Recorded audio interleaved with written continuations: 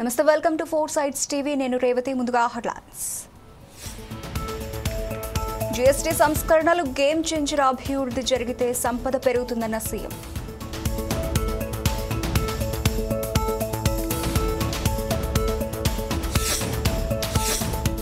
తాడిపత్రి మాజీ ఎమ్మెల్యే కేతిరెడ్డిని అడ్డుకున్న పోలీసులు. అనుమతి లేకుండా రానివ్వమన్న జేసీ ప్రభాకర్ రెడ్డి.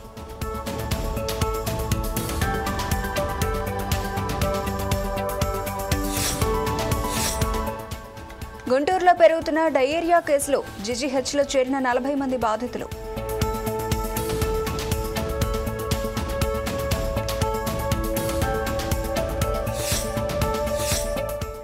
గుంటూరులో నేపాల్ యువతి అదృశ్యం. దర్యాప్తు చేస్తున్న ఆరండాల్పేట పోలీసులు.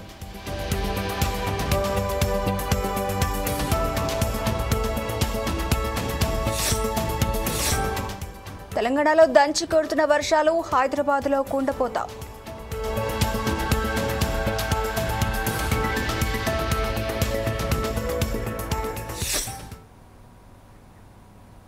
రెట్టిగా డీటెయిల్స్లోకి వెళ్తే జీఎస్టీ సంస్కరణలు పేదల జీవితాల్లో ప్రభావం చూపుతోందని ఏపీ సీఎం చంద్రబాబు అన్నారు. ఏపీ అసెంబ్లీలో జీఎస్టీ 2.0 సంస్కరణలపై తీర్మానం పెట్టారు.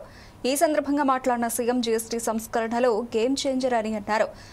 గత 17 రకాల ట్యాక్స్లు, 8 రకాల సెస్ల పేరుతో ఒక్కో రాష్ట్రంలో ఒక్కో విధంగా పన్నులు వసూలు చేసేవారని తెలిపారు. సంస్కరణలు అంటే తాను ఎప్పుడు ముందుంటానని చెప్పారు. అభివృద్ధి జరిగితే సంపద పెరుగుతుందన్న సీఎం చంద్రబాబు సంపద సృష్టించలేని వారికి సంక్షేమం ఇచ్చే అర్హత లేదని స్పష్టం చేశారు. అప్పులు చేసి సంక్షేమం ఇవ్వడం సరికాదని సీఎం చంద్రబాబు అన్నారు. ఉన్నప్పుడు జీఎస్టీ తీసుకురావాలని ఆలోచన చేశారు. ఆ తర్వాత వచ్చిన గవర్నమెంట్ ఏం పట్టించుకోకపోతే మొట్టమొదటిసారిగా నరేంద్ర మోడీ గారు ప్రధానమంత్రి అయిన తర్వాత ఇప్పటికి కూడా జ్ఞాపకం, ఆ రోజు అరుణ్ జైట్లీ గారు ఫైనాన్స్ మినిస్టర్, ఆయన అందరితో మాట్లాడి అవసరమైతే మీకు నష్టం వస్తే నష్టం కూడా మేము భర్తీ చేస్తామని చెప్పి కన్విన్స్ చేసి మొట్టమొదటిసారిగా జీఎస్టీ తీసుకొచ్చారు. ఆ జీఎస్టీ వచ్చిన తర్వాత దిశ ఒక గేమ్ చేంజర్ గా తయారైంది. అవన్నీ నేను చూపిస్తాను.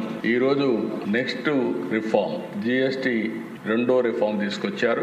ఇది మీరు ఒకసారి చూస్తే నాకు ఏమాత్రం అనుమానం లేదు. నేను ఎప్పుడు కూడా దేశ రిఫార్మ్ అంటే నేను ముందుంటాను. అది నా జీవితంలో ఇప్పుడే కాదు, మొట్టమొదటి ఒక ఆర్థిక సంస్కరణలన్నా, ట్యాక్స్ రిఫార్మ్స్ అన్నా, టెక్నాలజీ రిఫార్మ్స్ అన్నా నేను ముందుంటాను. చాలాసార్లు ఒక విషయం చెప్పాను, మనందరం గుర్తుపెట్టుకోవాల్సింది అభివృద్ధి జరిగితే సంపద సృష్టించబడుతుంది. సంపద సృష్టిస్తే ప్రభుత్వానికి ఆదాయం వస్తుంది. ఆదాయం వస్తే ఆ ఆదాయంతో సంక్షేమం మళ్ళీ అభివృద్ధి చేయడానికి అవకాశాలు వస్తాయి. మొన్న ఢిల్లీ మీటింగ్లో కూడా నేను కేంద్రం జీఎస్టీ స్లాబ్స్ తగ్గింపుపై ఆంధ్రప్రదేశ్ అసెంబ్లీలో మంత్రి పయ్యావుల కేశవ్ ప్రకటన చేశారు. తక్కువ ఆదాయాల కుటుంబాల అవసరాల కోసం పన్ను తగ్గించారు. నిత్యావసరాలపై పూర్తిస్థాయి పన్ను తగ్గించారు. నెయ్యి, వెన్న, వంట పాత్రలపై 12% నుంచి 5% పన్ను తగ్గించినట్లు మంత్రి వివరించారు. జీఎస్టీ కొత్త సంస్కరణలతో ప్రజల జీవన ప్రమాణాలు మెరుగుపడతాయని అభిప్రాయపడ్డారు. ఈ దేశంలో ప్రతి పౌరునికి ప్రత్యక్షంగాను పరోక్షంగాను లబ్ధి కలిగించే ఒక చారిత్రాత్మకమైన దిశానిర్దేశకమైన అంశంపై నేను ఈ సభలో ప్రకటన చేస్తున్నాను. గౌరవ ముఖ్యమంత్రి శ్రీ నారా చంద్రబాబు నాయుడు గారి సూచనల మేరకు ఈ సమిష్టి నిర్ణయానికి మన రాష్ట్రం ఒక నిర్మాణాత్మక సహకారం అందించిందని, ఇటీవల కాలంలో జీఎస్టీ పన్నుల విధానంలో చోటు చేసుకున్న అతి పెద్ద సంస్కరణలలో ఒకదానికి రాష్ట్ర ప్రతినిధిగా బాధ్యత వహించడం నాకు గర్వకారణం. గౌరవ ప్రధానమంత్రి శ్రీ నరేంద్ర మోడీ గారు 2025 ఆగస్టు 15న 79వ స్వాతంత్ర దినోత్సవం సందర్భంగా ఎర్రకోట నుండి చేసిన జీఎస్టీ 2 సంస్కరణలు చారిత్రాత్మక ప్రకటన దేశ ప్రగతికి బాటలు వేస్తుంది. ఈ సంస్కరణలను ముందుండి నడిపిన గౌరవ కేంద్ర ఆర్థిక శాఖ మంత్రి శ్రీమతి నిర్మలా సీతారామన్ గారి కృషి ప్రత్యేకంగా అభినందనీయం. జీఎస్టీ మండలి 56వ సమావేశంలో వాటిని ఆమోదించింది. గౌరవ ముఖ్యమంత్రి శ్రీ నారా చంద్రబాబు నాయుడు గారు రాష్ట్ర ఆదాయాలకు నష్టం కలుగుతుంది. వచ్చే అసెంబ్లీ ఎన్నికల్లో కేటీఆర్ మీద బచ్చాగాడిని పెట్టి గెలిపిస్తామని మంత్రి పొంగులేటి సంచలన వ్యాఖ్యలు చేశారు. 3.5 సంవత్సరాల తర్వాత కేటీఆర్ ఇండియాలో ఉంటారో బ్యాగ్ సర్దుకొని విదేశాలకు వెళుతారో చూడాలని ఎద్దేవా చేశారు. బీఆర్ఎస్ నాయకులకు ప్రజలు 2 పర్యాయాలు బుద్ధి చెప్పారని మంత్రి పొంగులేటి అన్నారు. రాబోయే స్థానిక సంస్థల ఎన్నికల్లో కూడా ప్రజలు బుద్ధి చెప్తారని జోస్యం చెప్పారు. దమ్ముంటే జూబ్లీహిల్స్ ఉప ఎన్నికల్లో గెలిచి చూపించాలని కేటీఆర్ కు సవాల్ విసిరారు.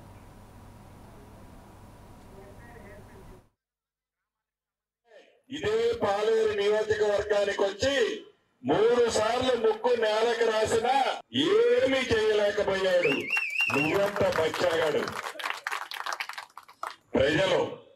ప్రజల తీర్పు ముందు, ప్రజల దీవెళ్ల ముందు అహంకార పూరితమైన మాటలు ఏదైతే ఉందో ప్రజలు 2 సార్లు బుద్ధి చెప్పారు. 3వసారి కూడా బుద్ధి చెప్పడానికి సిద్ధంగా ఉన్నారు.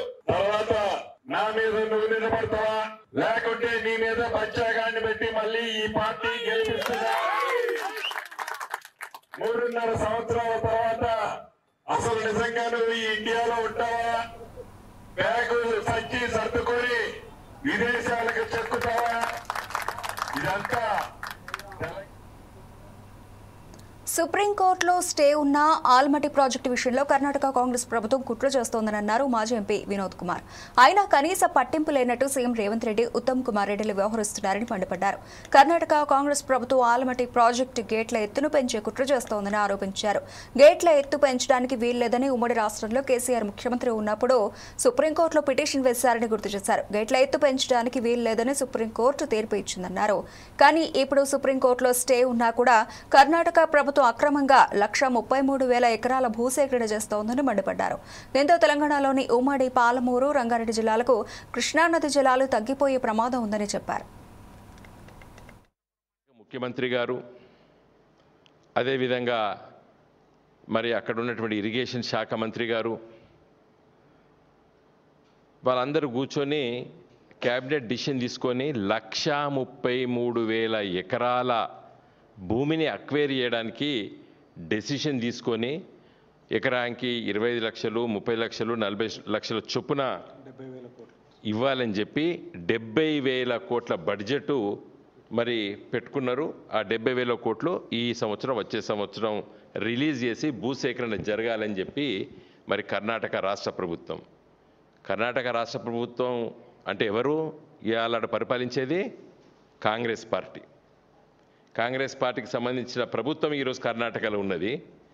తెలంగాణ రాష్ట్రంలో మరి కాంగ్రెస్ ప్రభుత్వం ఉంది. రేవంత్ రెడ్డి గారు ఇక్కడ ముఖ్యమంత్రి, సిద్దిరామయ్య గారు అక్కడ ముఖ్యమంత్రి గారు. మరి ఆ భూసేకరణ జరిగితే రేపు సుప్రీంకోర్టులో ఎస్ఎల్పి లోపట వాళ్ళు అదే ఆర్గ్యుమెంట్ చేస్తారు. మేము ఇన్ని లక్షల ఎకరాలు, 1,33,000 ఎకరాలు రైతుల దగ్గర భూసేకరణ చేసినాము, వాళ్ళని నిర్వాసితులు చేసినాము, మరి మీరు తప్పనిసరిగా ఈ హైట్ పెంచాలని చెప్పి ఆర్గ్యుమెంట్స్ మొదలు పెడతారు వాళ్ళు. కాబట్టి ఈరోజు మరి ముఖ్యమంత్రి గారు ఇప్పటి వరకు కూడా మరి మొన్న తీసుకున్న నిర్ణయం అయినప్పుడు ఇప్పటి వరకు కూడా ఏ చర్యలు తీసుకోలేదు రేవంత్ రెడ్డి గారు ముఖ్యమంత్రిగా. మరి ఉత్తమ్ కుమార్ రెడ్డి గారు ఇరిగేషన్ శాఖ మంత్రి గారు. మేము ఏం చెప్తున్నామంటే ఒక స్టే ఉన్న తర్వాత తెలంగాణ సచివాలయంలో మంత్రులు పొంగులేటి శ్రీనివాసరెడ్డి, సీతక్క, అడ్లూరి లక్ష్మణ్ కుమార్ల ఆధ్వర్యంలో మేడారం మహాజాతర నిర్వహణపై సమీక్ష నిర్వహించారు. ఈ సమావేశానికి దేవాదాయ శాఖ ముఖ్య కార్యదర్శి శైలజ రామయ్యార్, మేడారం సమ్మక్క సారలమ్మ పూజారులు, ఇతర ఉన్నతాధికారులు పాల్గొన్నారు.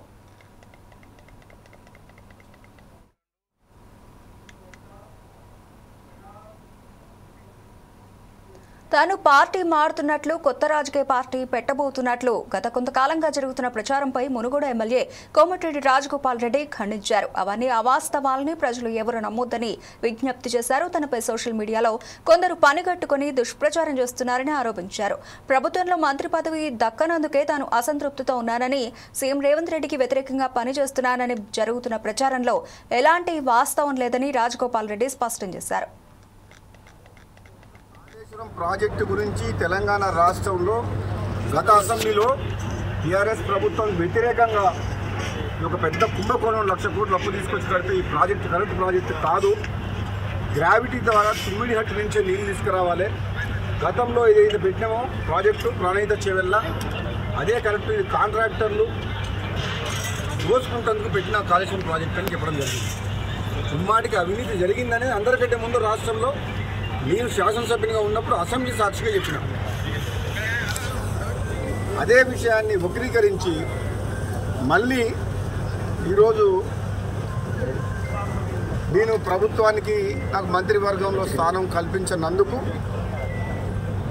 నేను ఏదో ప్రభుత్వం మీద వ్యతిరేకత, రేవంత్ రెడ్డి గారి మీద వ్యతిరేకంగా ఉన్నా అని భావించి నా మీద ప్రభుత్వానికి, రేవంత్ రెడ్డి ప్రభుత్వానికి, ముఖ్యమంత్రి గారికి వ్యతిరేకంగా నేను మాట్లాడని విషయాలు కూడా సృష్టించి అబద్ధాలని సోషల్ మీడియా ద్వారా ప్రచారం చేస్తున్నారు. వాటన్నిటిని తీవ్రంగా ఖండిస్తున్నా. అందుకని ఈ మీడియా ద్వారా తెలంగాణ ప్రజలందరికీ కూడా చెప్తున్నా, ఒక కాంగ్రెస్ పార్టీ కార్యకర్తగా, పార్లమెంట్ సభ్యునిగా, ఎమ్మెల్సీగా, రెండు సార్లు ఎమ్మెల్యేగా కాంగ్రెస్ పార్టీ అభ్యర్థిగా గెలిచిన నాకు కాంగ్రెస్ పార్టీ అన్నా, సోనియా గాంధీ గారన్నా, రాహుల్ గాంధీ గారు అన్నా చాలా అభిమానం. ఆ కుటుంబమే కాంగ్రెస్ పార్టీ నేపథ్యం. తెలంగాణ మంత్రి ఉత్తమ్ కుమార్ రెడ్డి తండ్రి స్వర్గీయ ఎన్ పురుషోత్తం రెడ్డి సంవత్సర విమోకం కార్యక్రమానికి ముఖ్యమంత్రి రేవంత్ రెడ్డి హాజరయ్యారు. పురుషోత్తం రెడ్డి చిత్రపటానికి పుష్పాంజలి ఘటించారు. అనంతరం ఉత్తమ్ కుమార్ రెడ్డి కుటుంబ సభ్యులను పరామర్శించారు. కార్యక్రమంలో కాంగ్రెస్ నేతలు పాల్గొన్నారు.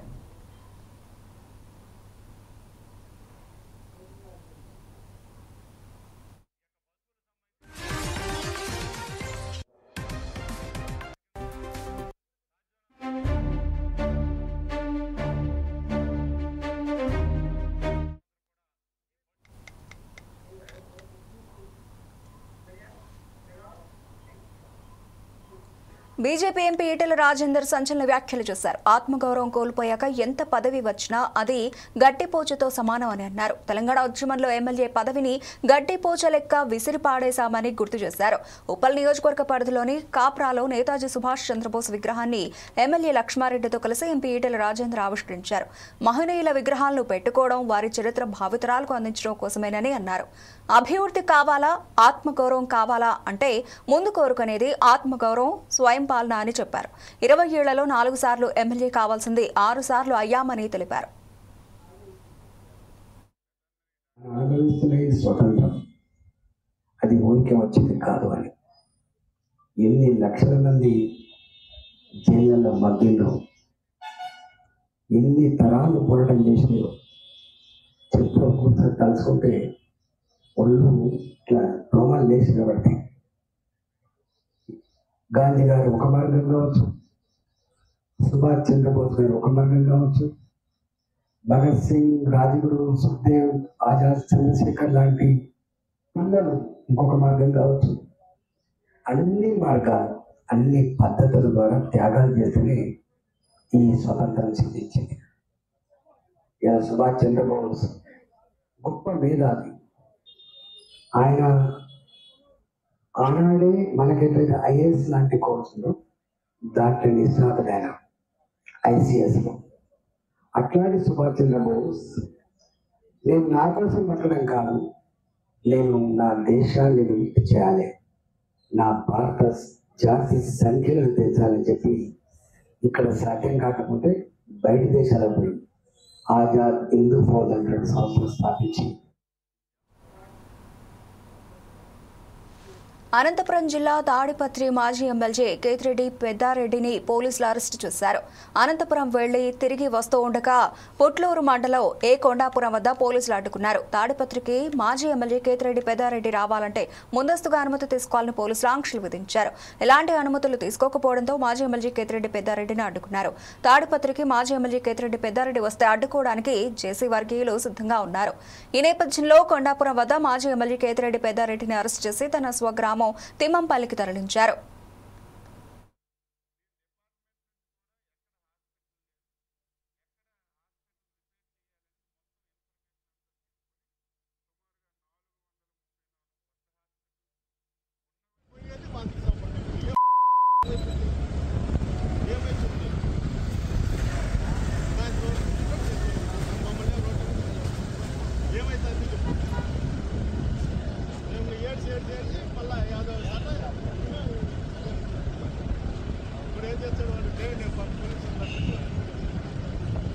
మీరు చెప్తారా, స్టేట్మెంట్ ఇస్తారా? మేము రిక్వెస్ట్ చేసుకొని పంపించినాము, ప్రభాకర్ని బెదిరించింది కదా, వీళ్ళు ఎవడని తెలుస్తారా? చెప్పలేరు కదా. చెప్తాను వచ్చింది మీకు వచ్చింది, మీ ఉద్యోగాలు, మీకు ఉద్యోగం, నా రాజకీయం నాకు ఎవరు వెళ్తారు, ఎవరు వెళ్తారు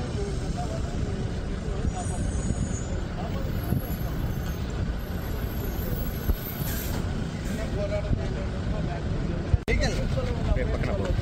తీసుకోలే అతను నమ్మను విలేజ్ తిరిగేదానికి నాకు కూడా మీరు కూడా అనంతపురం జిల్లా వైసీపీ అధ్యక్షుడు అనంత వెంకటరామరెడ్డిపై తాడిపత్రి మున్సిపల్ చైర్మన్ జేసీ ప్రభాకర్ రెడ్డి సంచలన వ్యాఖ్యలు చేశారు. అనంత వెంకటరామరెడ్డి త్వరలోనే మీ ఇంటి దగ్గరికి వస్తా అంటూ వార్నింగ్ ఇచ్చారు. సుప్రీంకోర్టు ఆర్డర్ ప్రకారం మాజీ ఎమ్మెల్యే కేతిరెడ్డి పెద్దారెడ్డి తాడిపత్రికి వచ్చినా తాము ఏమీ అనలేదని అన్నారు. కోర్టు ఆర్డర్ ప్రకారం కేతిరెడ్డి పెద్దారెడ్డి ప్రొటెక్షన్ కోసం పోలీసులకు డబ్బు కట్టాలని చెప్పారు. డబ్బు కట్టిన తర్వాతే తాడిపత్రిలోకి అడుగు పెట్టాలని హితవు పలికారు. వెంకట్రామ్ మొన్ననే పక్కన కూర్చొని ఇద్దరు హాయిగా మాట్లాడుకుంటూ కదా, వెంకట్రామ్ శైలు మన ఏదో అపోలో హాస్పిటల్ ఉన్నారని చెప్పినారు, ఎలా ఉన్నావు చెప్పు. రాజకీయం మామూలుగా ఉంటారు, దాని గురించి పెద్దగా మనం ఇది చేయాల్సిందే. మీరు కామెంట్ చేస్తే నేనేం బాధపడ్డంలే, ఏం రాళ్ళు కాదు ఏమైనా పట్టుకుంటాం, ఏమే రాళ్ళు కాదు కట్టెలు కాదు, మేము మేలు ముందుకుంటాం, మీ మాదిరి వెనకాల పొడసాం, కట్టెలు తీసుకొని పొడిచారాక మీరు మేము లేదు అంటే ముందరే ఉంటాం, లేదా నోరు మూసుకొని ఉంటాం. నువ్వేమంటున్నావు? You're a lawyer by profession, you became a politician, but you're a lawyer as well as your father. మా మామ మీ నాన్న నాకు లాయర్గా ఉండే, నువ్వు అలా అంటే అలా మాట్లాడచ్చా? దయచేసి చెప్పు. What is lower court, what is bench, what is supreme court, what it said చెప్పు Venkatram.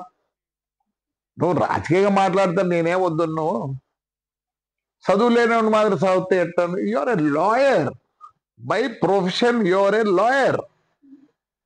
What is the lower court said? Yes పంపేయండి.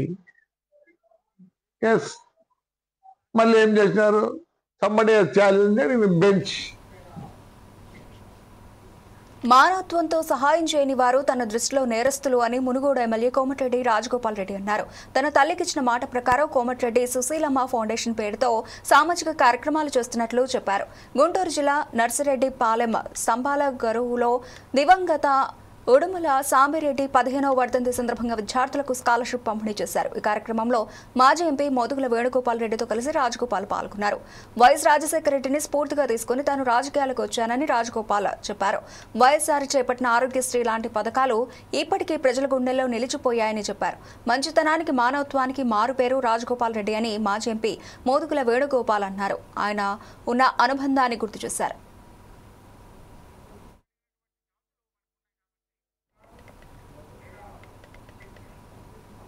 గుంటూరులోని అరండల్పేట పోలీస్ స్టేషన్ పరిధిలో నేపాల్ యువతి అదృశ్యం కలకలం రేపుతోంది. మైనర్ బాలిక సరిత కుమారి తాపా రైల్వే కోచ్ రెస్టారెంట్లో పనిచేస్తోంది. ఆమె అదృశ్యం కావడంతో తండ్రి గోవింద్ తాపా పోలీస్ స్టేషన్లో ఫిర్యాదు చేశారు. 2 నెలల క్రితం స్నేహితులతో కలిసి పనుల కోసం గుంటూరు వచ్చింది నేపాల్ యువతి. మిస్సింగ్ కేసుపై అరండల్పేట పోలీసులు దర్యాప్తు చేస్తున్నారు.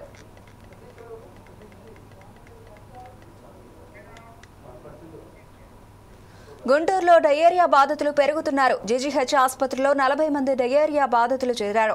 ఆసుపత్రిలో చేరిన వారందరికీ ప్రత్యేకమైన వార్డును ఏర్పాటు చేశారు. బాధితుల ఆరోగ్యం నిలకడగా ఉందని వైద్యులు తెలిపారు.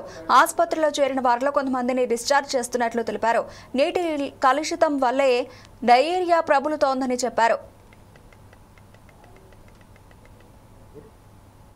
2-3 రోజులుగా ఒక 40 కేసుల వరకు ఈ వాంతులు విరేచనాలతోటి, అంటే అతిసార వ్యాధి అంటారు తెలుగులో, అయితే మన కామన్ గా మీడియాలో వచ్చేది దీన్ని అతిసార వ్యాధి అంటారు. యూజువల్గా ఒక బ్యాక్టీరియా మన గట్లోకి, అంటే మన కడుపులోకి వెళ్ళినప్పుడు వచ్చేది. ఇది కామన్ గా తినే వాటి వల్ల కానీ తాగే నీరు వల్ల కానీ వస్తుంది. అయితే ఇక్కడ ఈ 40 కేసులు పరిశీలన చేసినట్లయితే మేము ఇక్కడ ఈ 2-3 రోజుల నుంచి అబ్జర్వ్ చేస్తున్నాము. డిఫరెంట్ డిస్టెంట్ ప్లేసెస్ నుంచి ఇక్కడికి వచ్చారు. అంటే పేరేచర్ల నుంచి, తాడేపల్లి నుంచి, తెనాల నుంచి, ఓబుల్ నాయుడుపాలెం నుంచి, అట్లాగే ఓల్డ్ గుంటూరు నుంచి అయితే 13 కేసులు వచ్చాయి ఈ 40 కేసుల్లో. అట్లాగే మిగతావి రామిరెడ్డి తోట నుంచి 2, ఈ బుచ్చయ్య తోట నుంచి 2 ఇలా వచ్చాయి. అయితే వాళ్ళు అడిగినప్పుడు వాళ్ళు మేము పానీపూరి తిన్నాము, బిర్యానీ తిన్నాము ఇలా కాకినాడ జిల్లా పిఠాపురంలో తమ సమస్యలు పరిష్కరించాలని గ్రామ రెవెన్యూ సహాయకులు తహసీల్దార్ కార్యాలయ వద్ద ధర్నా నిర్వహించారు. రాష్ట్ర కమిటీ పిలుపు మేరకు తమ న్యాయమైన సమస్యల పరిష్కారం కోసం 2 రోజుల పాటు ధర్నా నిర్వహిస్తున్నట్లు తెలిపారు. తమకు పే స్కేల్ అమలు చేయాలని, కారుణ్య నియామకాలు చేపట్టాలని కోరారు. అలాగే అర్హులైన వారికి ప్రమోషన్స్ కల్పించాలని విజ్ఞప్తి చేశారు.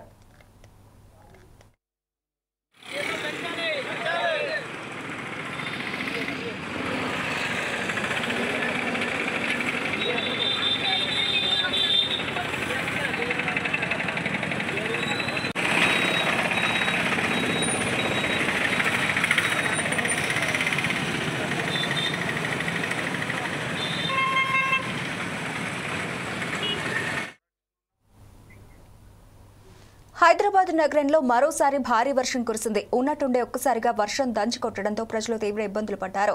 వాహనాల రాకపోకలకు తీవ్ర అంతరాయం ఏర్పడింది. విద్యార్థులు, ఉద్యోగులు ఇళ్లకు వెళ్లే సమయం కావడంతో తీవ్ర ఇబ్బందులు ఎదుర్కొన్నారు. Banjara hills, Jubilee hills, film Nagar, Yousufguda, Ameerpet, Panjagutta, Madhapur తదితర ప్రాంతాల్లో భారీ వర్షం కురిసింది. ఐటీ కారిడార్తో పాటు పలు ప్రాంతాల్లో ట్రాఫిక్ జామ్ ఏర్పడింది. లోతట్టు ప్రాంతాల ప్రజలు అప్రమత్తంగా ఉండాలని అధికారులు సూచించారు. అత్యవసరమైతే తప్ప ప్రజలు బయటకు రావద్దని జీహెచ్ఎంసీ అధికారులు విజ్ఞప్తి చేశారు.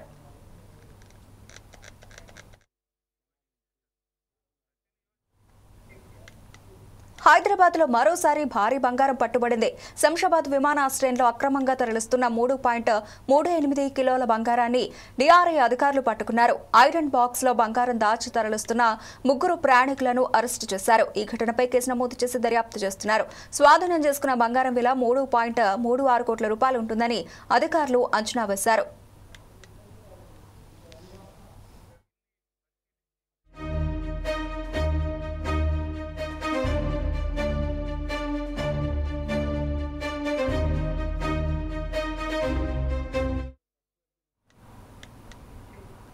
అక్రమార్కులపై ఎంత నిఘా పెట్టినా విదేశాల నుంచి బంగారాన్ని రవాణా చేస్తూనే ఉన్నారు. ఈ క్రమంలో నూతన పద్ధతిలో అక్రమంగా తరలిస్తున్న బంగారాన్ని కస్టమ్స్ అధికారులు స్వాధీనం చేసుకున్నారు.